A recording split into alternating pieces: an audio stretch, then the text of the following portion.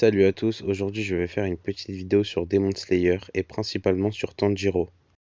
Et si Tanjiro avait tué sa famille? Au début de Demon Slayer, nous voyons la famille de Tanjiro mort dans la maison où ils habitent. La seule survivante est Nezuko, qui elle-même est un démon. On aurait pu croire que ce soit Nezuko qui ait tué toute sa famille, car elle ne pouvait plus se contrôler en démon. Mais nous avons eu assez de preuves qui montrent que Nezuko peut se contrôler un minimum. Mais qu'en est-il de Tanjiro? Dans l'arc Quartier des Plaisirs, on a pu voir Tanjiro dans un sale état, tellement qu'il était blessé qu'à la fin pour battre Gyutaro, on a cru voir Tanjiro se transformer en démon. Et c'est là que je reviens au fait qu'il aurait pu lui-même tuer sa famille sans s'en rendre compte. Il aurait pu se transformer et ne plus se contrôler, ce qui mène au meurtre de toute sa famille. On aurait pu croire que Nezuko, elle, au contraire, aurait pu prendre la défense de sa famille. Ce qui aurait pu prouver pourquoi Nezuko était par terre blessé à ce moment-là même.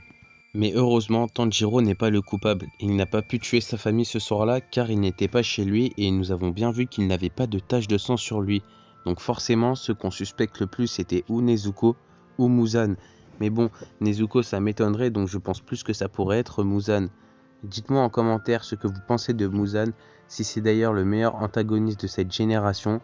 Personnellement, je le trouve très badass et j'ai hâte de le voir à l'action. Tanjiro va-t-il suivre la voie de l'épée ou celle du démon? J'ai hâte de voir s'il va se fight d'ailleurs contre Akaza, il lui doit bien ça. Et je verrai si je ferai une vidéo peut-être sur les lunes démoniaques, car elles sont super badass et chacun a ses pouvoirs. Et chaque personnage a une histoire sympathique. Donc on se revoit très vite. Ciao!